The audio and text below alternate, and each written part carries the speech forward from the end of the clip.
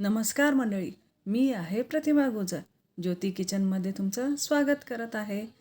तर आज आपण पाहणार आहोत हिवाळा स्पेशल हरभऱ्याची भाजी.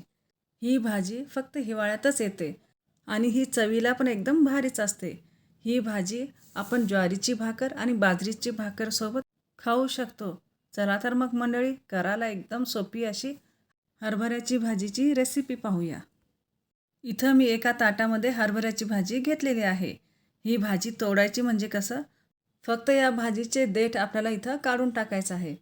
आणि हो बरं का, हातात थोडी भाजी घेऊन त्याला झटकून झटकून आपल्याला बाजूला पण इथं ठेवायची आहे. देठ काढायचं आणि भाजी झटकून घ्यायचं, जेणेकरून या भाजीमध्ये आळ्या राहणार नाहीत. मग भाजी निवडायची झालं की त्या भाजीला मी इथं स्वच्छ धुवून घेतली आहे. आता ह्या भाजीमध्ये आपल्याला हिरवी मिरची इथं घालायचं आहे. त्याच्यासाठी मी 15 ते 20 असे हिरवे मिरच्या इथं घेतलेली आहे. त्याचबरोबर ह्या भाजीमध्ये अर्ध वाटी मसूरची डाळ आणि एक मोठा गड्डा लसूण, जे की त्याच्यामध्ये 15 ते 20 पाकळ्या असे आहेत, आणि अर्धा चमचा मीठ इथं घालायचं आहे. आता लसूण आपल्याला मोठं मोठंच इथं वाटून घ्यायचं आहे. त्याच्यासाठी मी इथं एक खलबत्त्यामध्ये लसूण घालत आहे आणि ते एकदम मोठं मोठं इथं असं वाटून घेत आहे. तुम्हाला पाहिजे असल्यास हे लसूण एकदम बारीक पण तुम्ही इथं वाटू शकता, पण हे भाजीला थोडं मोठं मोठं लसूणच असं छान लागते. त्याच्यासाठी मी हे खलबत्त्यामध्ये इथं वाटलेले आहे.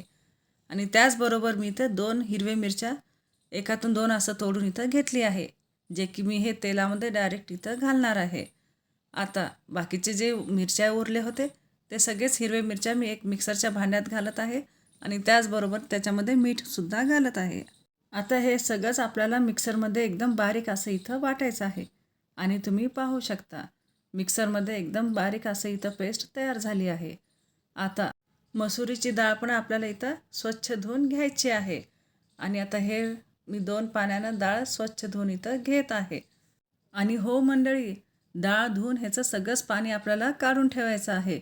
डाळ धुवून परत ह्या डाळीमध्ये पाणी घालून ठेवायचं नाही आहे, नाहीतर आपले हे भाजी परतताना त्याची डाळ हे जास्तच शिजेल. त्याच्यासाठी आपण इथं पाहू शकता डाळीमधलं मी सगळंच पाणी बाजूला काढून ठेवलेले आहे.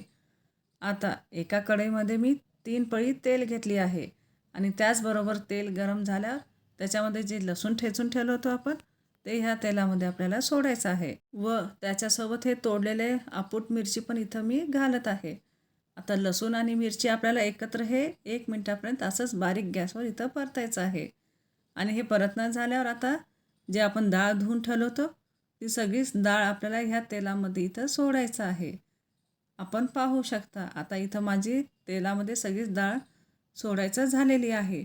आणि हे डाळ आता थोडंसं कडक होईल असं इथंपर्यंत आपल्याला 1 मिनिटापर्यंत व्यवस्थित इथं परतून घ्यायची आहे. आता मस्त इथं डाळ परतून झालेला आहे. आता जे आपण मिक्सरमध्ये हिरवी मिरची वाटून ठेवलं होतं ती सगळीच हिरवी मिरची आपल्याला ह्या डाळीवर इथं सोडायचं आहे.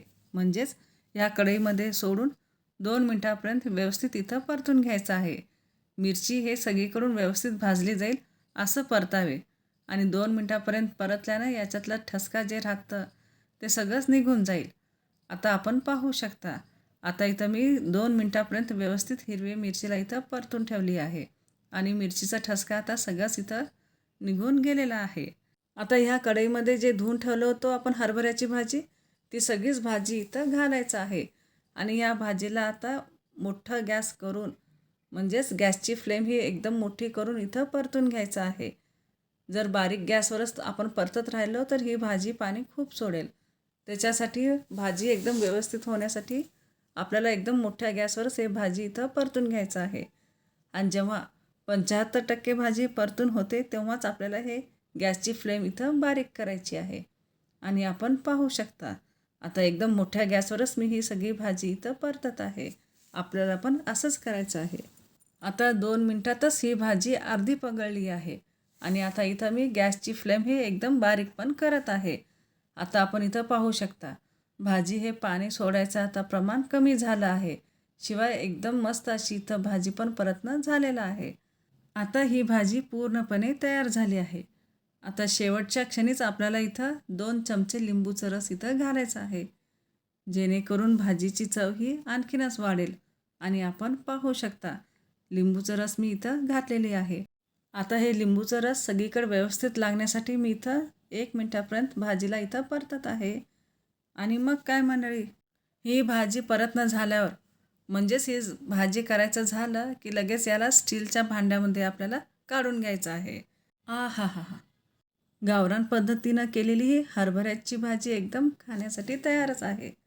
तर मग काय मंडळी, येताना हरभऱ्याची भाजी खायला ही भाजी आपण गरम गरम भाकरी, बाजरीची भाकरी, ज्वारीची भाकरी याच्यासोबत खाऊ शकतो. आणि या थंडीच्या दिवसात तर हे एकदम भारीच लागते.